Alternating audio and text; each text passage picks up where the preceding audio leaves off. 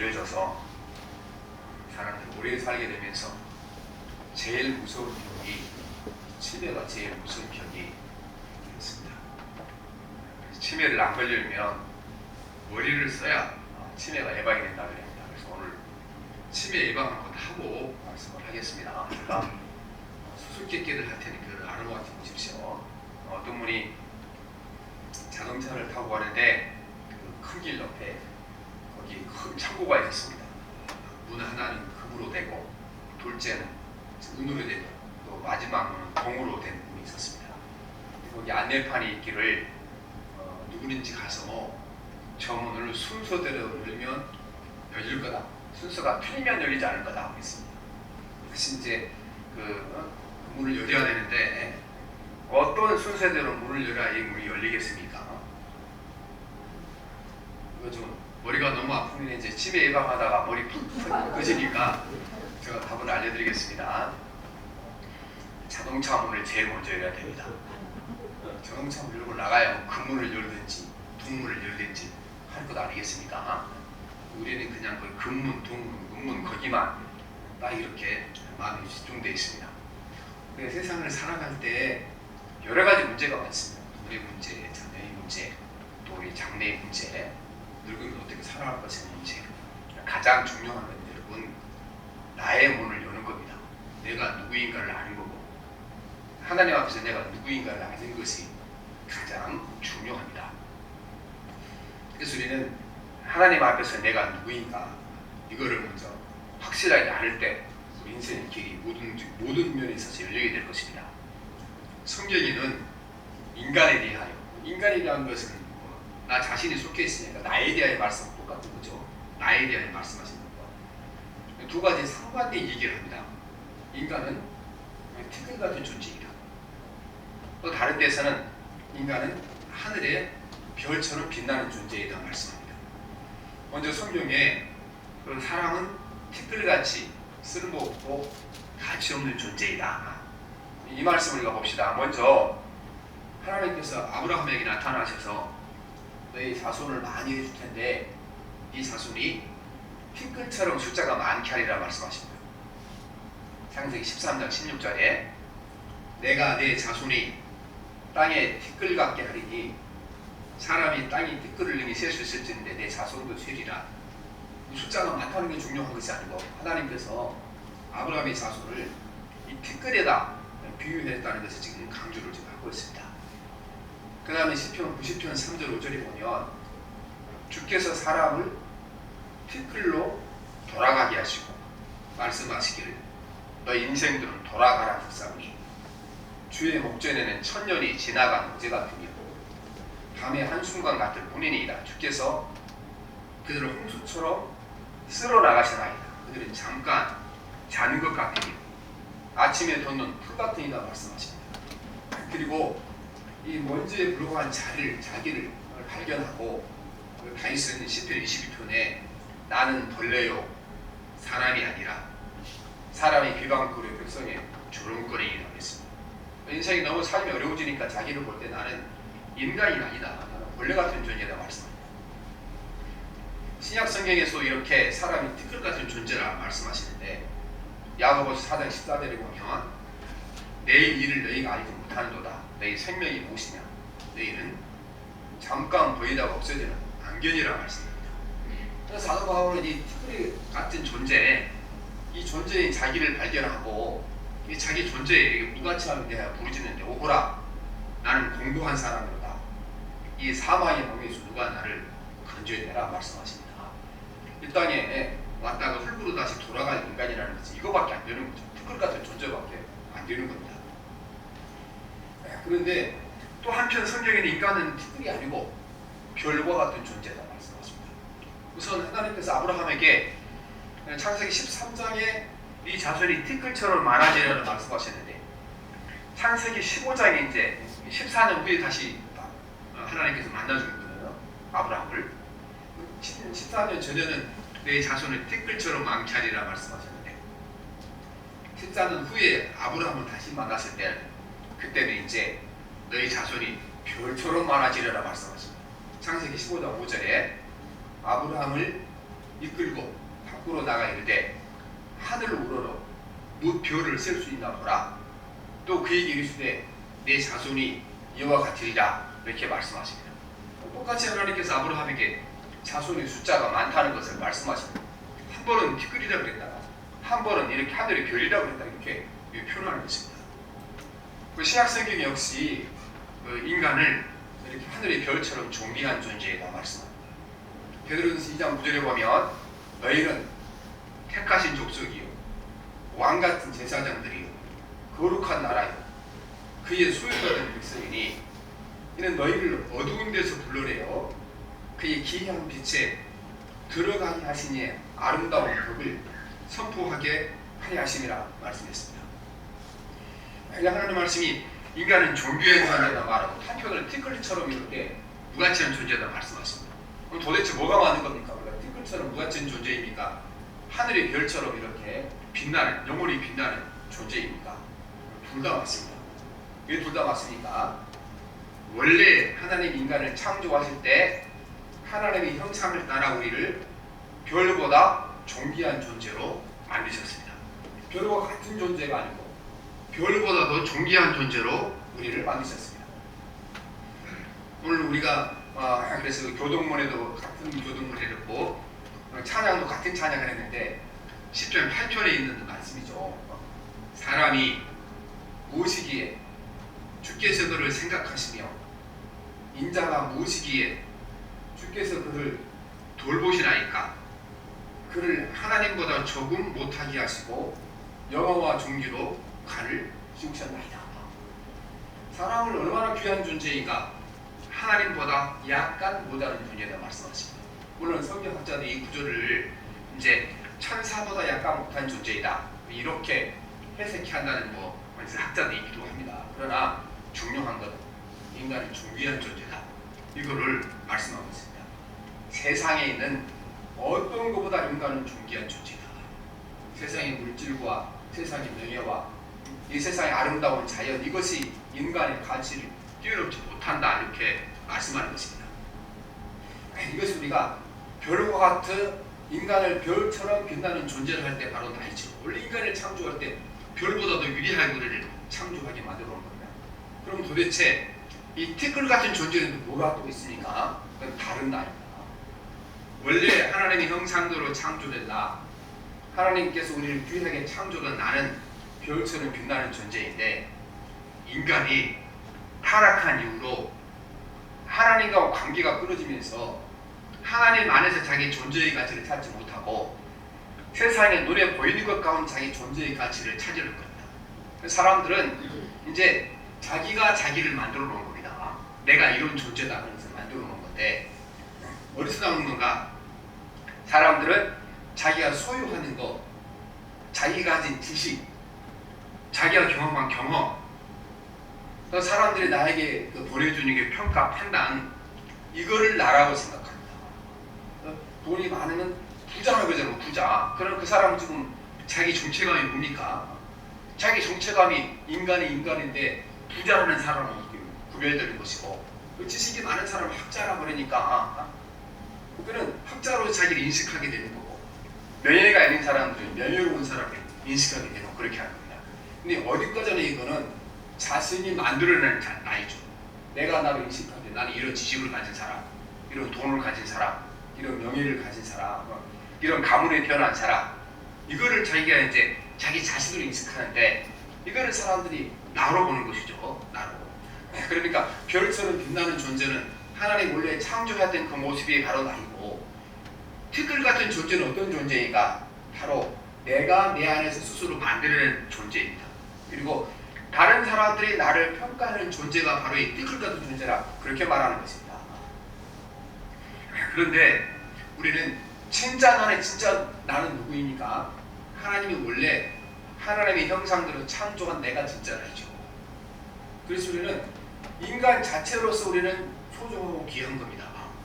그러면 우리가 내가 배운 지식, 학식, 내가 가진 소유 이것은 포장지죠. 포장지. 나를 포장지에 불과한 것이 보물은 아니고 그게 진짜 나는 아닙니다. 사람들이 이거를 착각하는 게 진짜 나라고 착각하는 겁니다. 이제 구정이 얼마 안 남았으니까 구정 끝날 때쯤 되게 되면 이제 그 쓰레기 논의를 보게 되면은 거기에 서울 서구 받았던 것들 그 케이스 포장지 몽땅 나와 있죠. 아니 사람들이 포장지 안에 있는 내용물을 싹 빼면 껍데기만 다 밖에 갖다가 내가 이런 거 먹었습니다 하고 자랑하려고 내놓는 거죠. 거기다가 하여튼 알맹이 빼는 거 다 버리는 거잖아요. 과감하게 버리잖아요. 아까워서 못 버리잖아요. 그런데 우리가 오늘 인간이 이걸 버리지 못합니다. 원래 나는 하나님이 창조하신 피조물로서 인간 자체로 중요한 건데 내가 인간 자체로 중요한 사람을 잊어버립니다. 뭐를 나로 착각합니까? 포장지를 나로 착각하는 겁니다. 내 지식도 나를 감싸고 있는 포장지에 불과한 것이고 내가 가진 소유도 포장지에 불과한 것이고 내가 가진 지위도 포장지에 불과한 것이고 사람들이 나를 향한 평가도 그 포장지에 들고 언젠간 시간 되면 다 떠나갈 것들이에요. 진짜 중요한 것은 하나님이 인간으로 창조이신 바로 나 자신이 가장 중요합니다. 그보다 더 중요한 것은 없는 것입니다. 그래서 사람들이 이 포장지를 자기로 착각하고 살아가는 겁니다.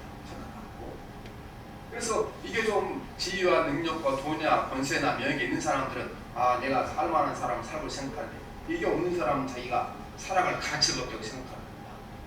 철저하게 이 원래 보물을 싸고 있는 포장지를 구별하지 못하는 것입니다. 진짜 나는 하나님이 그분의 형상대로 창조하신 내 자체인 것입니다. 내가 무슨 직업을 가졌든지 어떤 가문에 태어났든지 어떤 물질을 받았든지 사람들은 어떻게 평가하는지 상관없이 나는 하나님께 존귀한 자인 것입니다. 하나님의 피조물이니까 창조물이니까 존귀한 것입니다. 우리가 보면 그 위대한 화가들 그 사람들 그냥 시간 나서 잠깐 끄적거리는 거 있잖아요. 근데 그게 요즘은 다 어디가 있어? 다 박물관에 있어요. 다 박물관에. 그 사람들 끄적거려 놓은 건데 그거 가치 없는 거야. 왜냐? 끄적거려 놓은 사람이 가치가 있으니까. 그 사람이 남들은 쓰레기도 가치가 있는 거예요. 근데 우리를 창조하시는 여호와 하나님이신데 또 정성을 다해서 만드셨는데 우리 인간이 인간 자체로서 얼마나 소중한 건데 이걸 우리가 모르고 지나가는 것입니다. 예수님께서는 사람이 얼마만큼 중요한가? 우리가 인간이라는 게 자체가 얼마나 중요한가? 이걸 말씀하실 때 사람이 만일 온 천하를 놓고도 제 목숨을 잃으면 무엇이 유익하리요? 사람이 무엇을 주고 제 목숨과 바꾸겠느냐 이렇게 말씀하십니다. 이 세상에 있는 것으로 사람의 목숨보다 귀한 것은 없고 내 자체보다 귀한 것은 없는 것입니다. 성경에 티끌 같은 나는 바로 내가 만들어 온 나를 말하는 것입니다. 내가 가진 지식을 나로 인식하고 내 경험을 나로 인식하고 사람들이 나에게 하는 그 평가를 나로 인식하는데 이 나를 우리가 나로 착각하는 겁니다.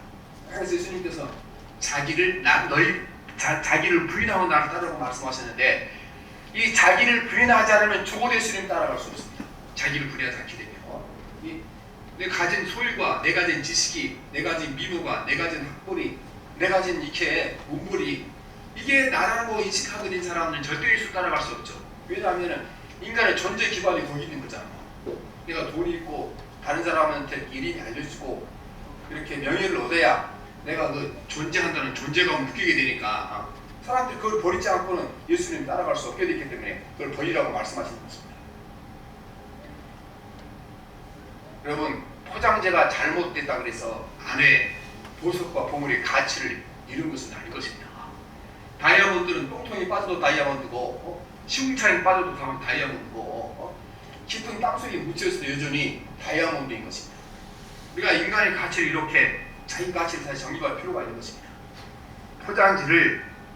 포장지 안에 있는 내용보다 더 중요하게 여기는 시대에 살고 있습니다. 물론 세상 물건은 그렇지 않지만 우리는 자기 자신을 우리는 이렇게 포장지보다 포장지 안에 포장지보다 귀하게 여기는 세상에 살고 있는 것입니다. 어떤 사람이 그 100억짜리 다이얼을 가지고 있었습니다. 이분이 너무 100억짜리니까 케이스도 한 1억쯤 주고 만들었지 않겠어요? 금박을 맡겨서 어느 날 도둑이 와서 그 케이스가 너무 멋있게 생겼으니까 1억이 들어갔으니까 멋있겠잖아요. 그러니까 안에 들여다보고 안에 쌓여있는 쌓아놓은 그 안에 물건 내놓고 그 그 케이스를 가지고 도망갔어요. 주인이 아침에 오니까 아니 그 귀한 케이스가 없어지고 그 밖에 다이아만 남아있는 거 이게. 그러니까 그 실망해서 그 주인이 자살을 했어요. 얼마나 어리석습니까? 이런 일은 세상에 없죠. 그러나 지금 우리가 그렇게 살아가는 겁니다. 지금 수많은 사람들이 이제 지금 우리가 사는 사회는 경쟁 사회잖아요. 경쟁 사회. 경쟁 사회라는 것은 사람들이 갖고 싶은 건 많은데 얻을 수 있는 것은 한계가 있으니까 더 능력 있는 사람이 갖고 싶은 걸 얻는 거잖아요. 돈도 명예도 그렇게 얻게 되는 겁니다. 그런데 사람들이 생각해 보니까 아무리 노력해도 나는 이 경쟁사에 이길 능력이 없다. 그리고 앞으로 기대도 할 수 없다. 그렇게 되니까 사람들이 어떻게 됩니까? 사람들이 이제 이렇게 사는 인생이라는 것은 죽는 것보다 못하다. 목숨을 버리죠. 사고다 망하면 목숨을 버리고 또 높은 명예직에 올라갔다가 명예가 떨어지게 되면 목숨을 버리게 되고. 그런데 우리가 지금 철저하게 이렇게 인간이 가진 이렇게 그 케이스나 인간이 가진 포장지를 인간 자체보다 귀하게 여기는 시대에 살고 있고, 이 가치관이요 우리 모든 사람들 가운데 가르쳐 있는 것입니다. 그러니까 젊은 사람들이 이렇게 열심히 노력해보고 아무리 노력해도 자기가 원하는 목표 이룰 수가 없고 기대해도 가능성이 없으니까 얼마나 많은 사람들이 젊은 사람들이 목숨을 끊고 있으니까. 그래서 우리는 이 자기를 부인할 때 하나님이 창조하신 존귀한 나를 찾게 되는 겁니다. 그래서 예수님이 우리에게 자기를 부인하라고 말씀하는 것입니다. 자기를 부인하는 것은 나는 하나님이 창조하신 존귀한 존재이다. 하나님의 형상대로 창조된 귀한 존재이다. 이 나를 부인하라는 말씀을 하는 것입니다. 내가 만들어 놓은 나, 내가 만들어 놓고 나라고 인식하는 나를 부인하라는 겁니다. 내 지식이 나는 아니고, 내 경험이 나도 아니고, 내 소유도 나도 아니고, 남들이 평가하는 나는 나도 아니고, 그거는 뭡니까? 내가 만들어 놓은 것이고 포장지고 캐시에 불과한 거지. 진짜 나는 하나님 형상대로 창조한 존귀한 나가 진짜 나죠.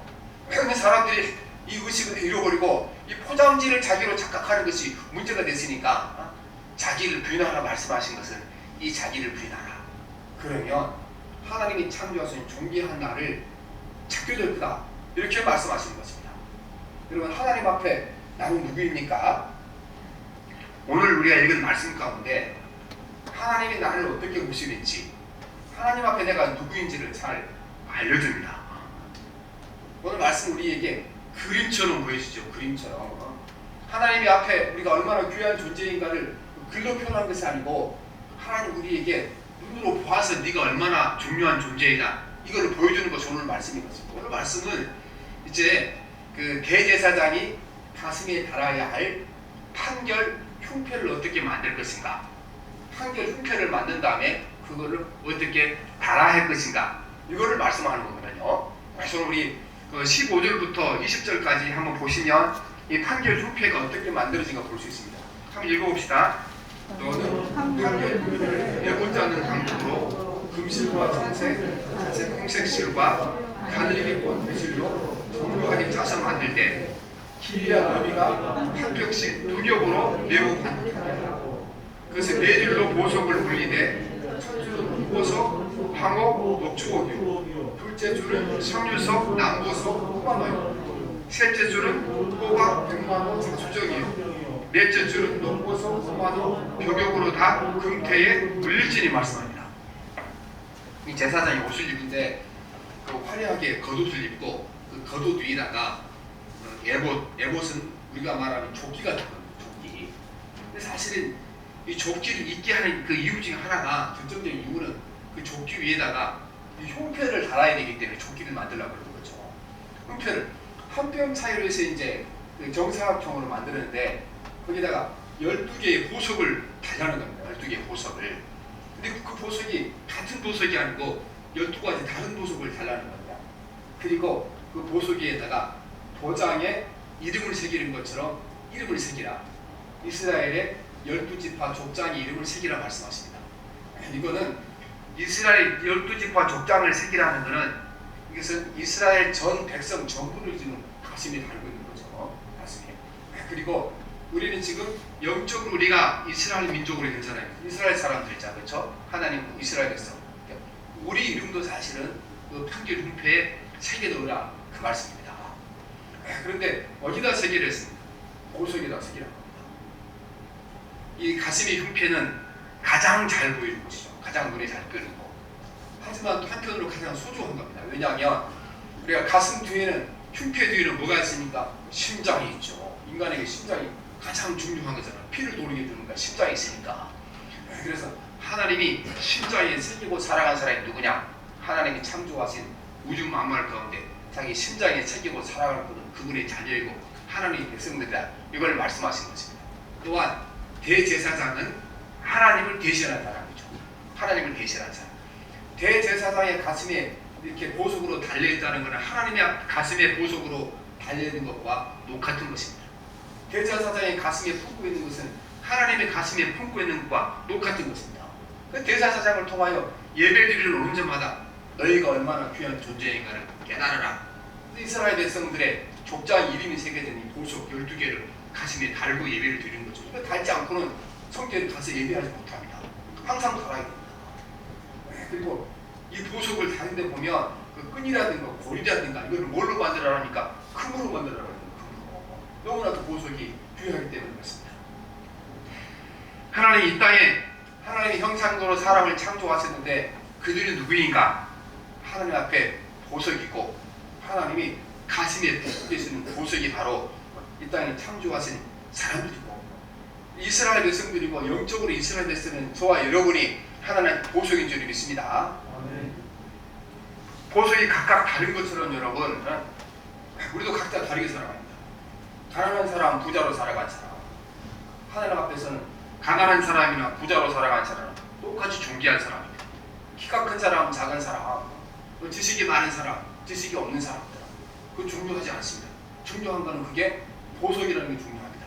그래서 12가지 다른 보석을 달게 한 것입니다. 우리가 이제 그 자기를 볼 때 이렇게 자기가 만들어 놓은 자기를 보니까 지식이 많은 사람은 나는 좀 똑똑하고 위대한 사람이고 중요한 사람이고 지식이 없는 사람들은 나는 이렇게 좀 가치가 없는 사람이 무가치한 사람이고 이렇게 여기고 살아갑니다. 세상에 명예가 있는 사람들은 나는 가치 있는 사람이고 없는 사람은 가치 없는 사람이고 이렇게 여기고 살아가죠. 내가 만들어 놓은 나이죠. 그러나 하나님께서 우리 창조해서 나는 그게 관계없습니다. 상관없이 내가 무슨 지식을 가졌든지 어떤 주위에 있든지 어떤 명예를 얻든지 상관없이 하나님이 창조하신 창조물이기 피조물이기 때문에 우리가 존귀하고 귀한 것이고 하나님을 똑같이 그렇게 귀하고 존귀하게 보는 줄 믿습니다. 내 스스로 만들어 나 사람들이 나라고 분별해주는 나 이거를 여러분 나 자신으로 착각하면 안 됩니다. 이거는 나를 감싸고 있는 케이스에 불과하고 포장지에 불과합니다. 이걸 나로 착각하면 안 됩니다. 이 껍데기를 벗어낼 때 우리는 하나님 앞에 우리가 서게 될 줄 믿습니다. 그분 앞에 내가 누구인가를 깨닫게 될 것입니다. 그러니까 이게 우리가 중요합니다. 왜냐하면 우리가 포장지나 지식과 이렇게 세상 돈이나 물질이나 이거를 나로 여기게 되면 여러분 우리의 존재의 근거가 어디 있는 것입니까? 내가 어디다 지금 발을 대고 살아가는 겁니까? 우리는 이 세상 물질이나 돈이나 명이나 이게 내 존재 근거가 되는 거잖아요. 그것 없으면 나도 없는 거예요. 그렇죠? 돈이 없으면 나도 없는 거고 명예가 없으면 나도 없는 거고 또 세상 사람들이 좋은 판결이 없으면 그거 나도 없는 거예요. 내 존재 근거가 그거니까. 그러니까 여러분 이 연예인들 유명한 사람이 자산을 많이 구비했죠. 그 사람들은 존재 근거가 사람들이 나에게 좀 박수에 있거든. 내가 박수를 받은 것만큼 인기가 있는 것만큼 그때 내 존재 가치를 여기는 거네.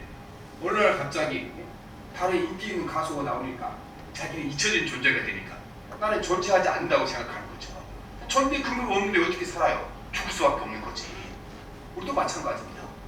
우리는 지금 우리가 너무나 힘들고 고단하고 또 정말 죽지 못해 사신 분도 많은데 어디다 존재 근거를 두고 있는 겁니까? 죽지 못해 사는 사람들이 내가 만들어 놓은 나에다가 존재 근거를 두고 있는 겁니다.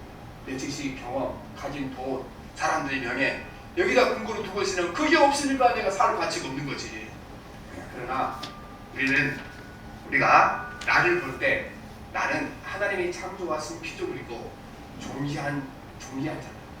그리고 이렇게 자기를 보게 되면 자기 존재 가치가 존재의 근거가 하나님께 있는 거죠. 근데 돈은 있었다고 없어지고 명예도 있었다고 없어지지만 하나님 그분은 영원하신 분인 것입니다. 영원부터 영원까지 영원하신 분, 변하지 않는 반석 같은 분입니다. 그래서 그분 앞에 우리가 그 내 존재의 근거를 두고 있으니까 세상에서 내가 부자가 되건 가난하건 상관없죠. 나는 여전히 존귀한 존재죠. 너 존재 근거가 어디 있으니까 변함없는 하나님께 존재의 근거를 두고 있기 때문에 그 귀하고 존재하는 자가 되는 것입니다.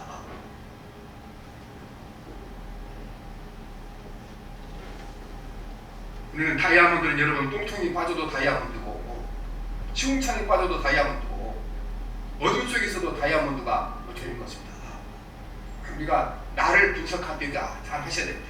그러니까 성경에 보면 우리가 이제 사실은 지나치 쉬운 사람인데 저는 창세기 읽을 때마다 그 신앙의 참 그 승리자 중에 야곱의 첫째 부인 레아, 이 레아가 가만히 읽어보면 이 사람이 신앙의 승리자 중에 한 사람이요. 우리를 거의 강조를 안죠. 우리도 그 나엘의 이제 그쪽으로 기울어져서 레아가 얼마나 가치 있는 존재를 모르는 거예요.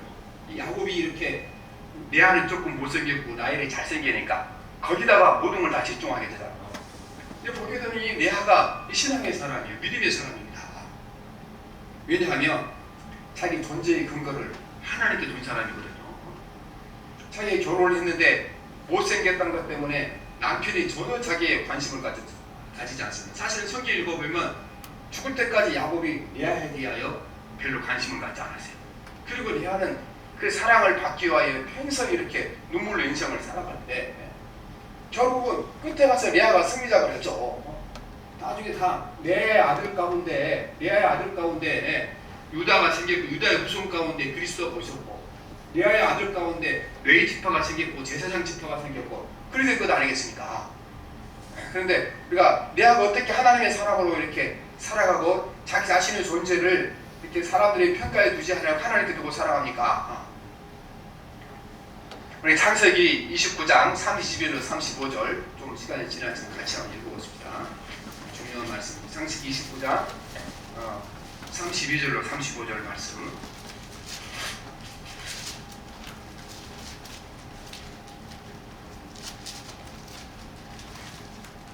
레아가 임신의 아들을 낳고 그 이름을 르우벤이라 하이르되 여호와께서 나의 괴로움을 돌보셨으니 이제 내 남편이 나를 사랑하리로다 말씀합니다. 31절 제가 먼저 한 절을 떼고 있는데요.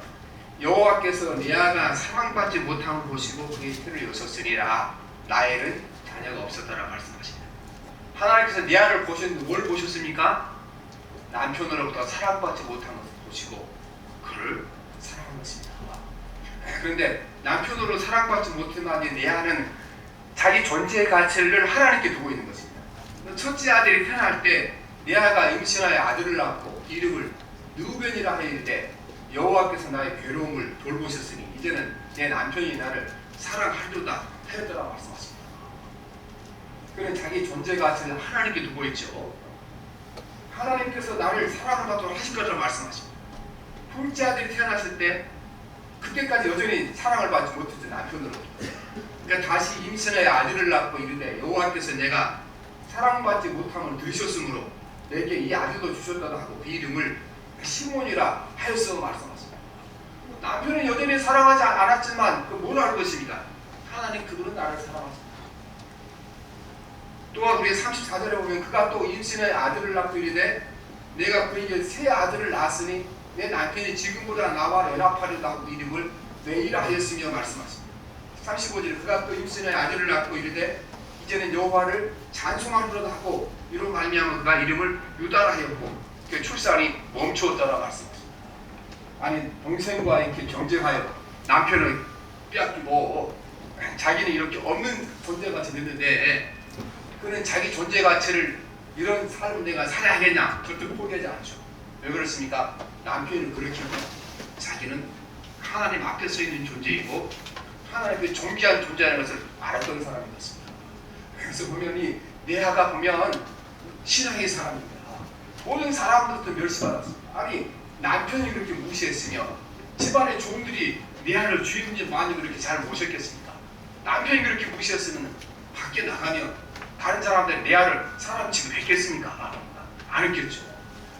그럼에도 불구하고 꿋꿋하고 식세되게 살아갔던 것은 그런 하나님 앞에 섰습니다. 그래서 아이를 낳을 때마다 하나님과 관련지어 하나님이 살아계신 나를 돌본다는 관점에서 자녀들의 이름을 이렇게 지어나가는 걸 보고 있습니다. 이름은 되게 아버지가 있잖아요.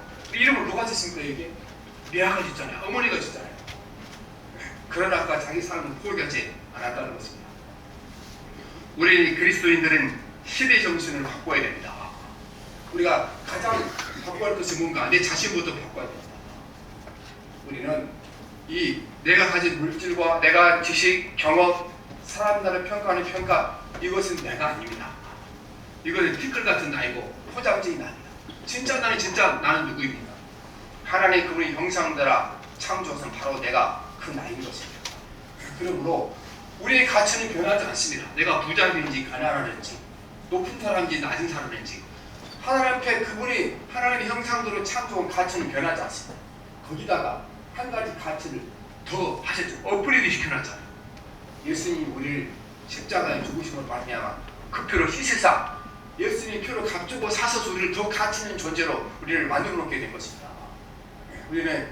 우리나라에는 세계 그 제일 크기로 사람 숫자 많이로 건물 크기로 치면 사람 숫자 많이 모이기로 치면은 10번째까지 교회가 한국에 있습니다. 10번째까지. 그런데 자살을 제일 세계에서 많이 하는 나라가 우리가 한국입니다. 하루에 300명씩 자살. 뭐가 문제라는 겁니까? 우리가 이렇게 교회를 이루어놓고 많은 사람을 모아서 세계 첫 번째 교회가 되는 건 별로 의미 없다는 겁니다. 뭐가 문제냐? 한 인간으로서 내가 얼마나 가치 있는 존재인가를 깨닫는 것이 존재하는 것이고, 그리고 우리가 이 가치관을 세상에 전해 세상 사람들이 이제 새로운 가치관으로 살아가게 만들어 놓은 것입니다. 오늘까지 수많은 사람이 이 가치관 때문에 목숨을 잃고 살아있는 사람도 자기가 살아야 할 존재 가치가 없다고 생각하고 살아가고 죽지부터 사는 사람이 많고 우리가 이렇게 살아가는 사람이 많습니다. 왜 사람들이 고민합니까?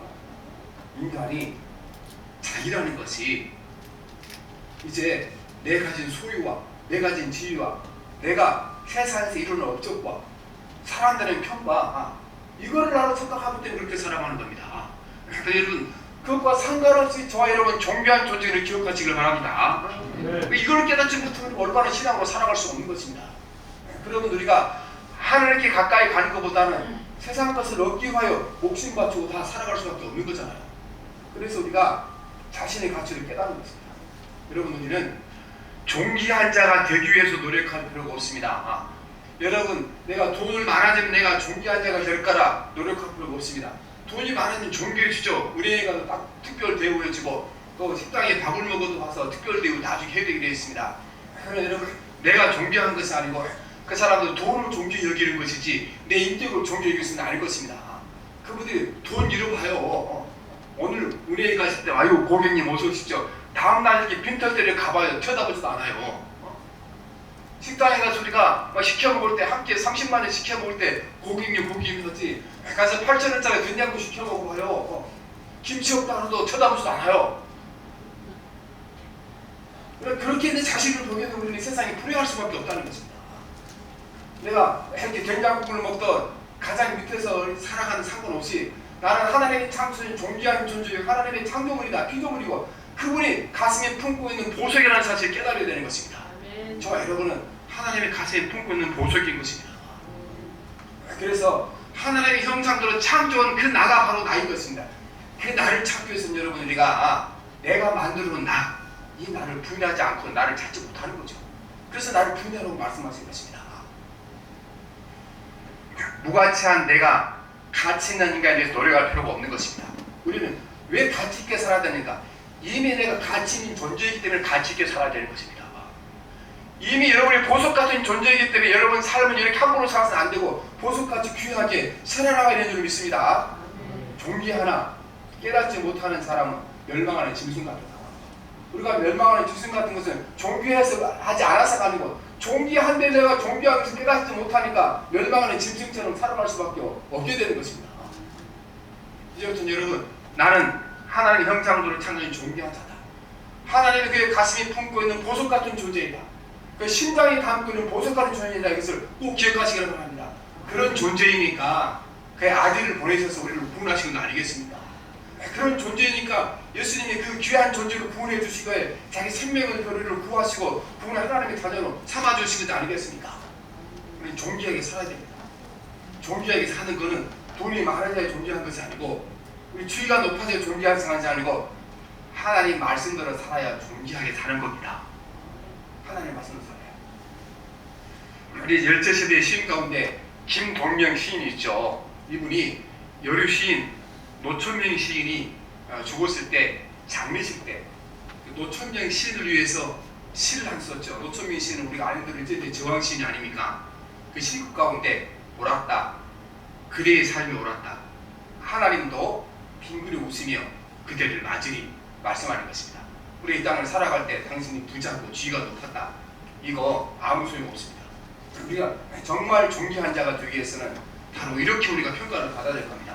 당신이 삶의 방식이 옳았다. 비록 가난하고 없는 것, 낮은 자리에 샀지만 그렇게 옳았다. 우리는 모든 것이 옳으니까 하나님의 말씀에 따라 사는 것이 옳은 줄 믿습니다. 내가 부자가 되지 못해도 병이 걸려도 그분의 말씀대로 살면 옳은 사람이 될 줄 믿습니다.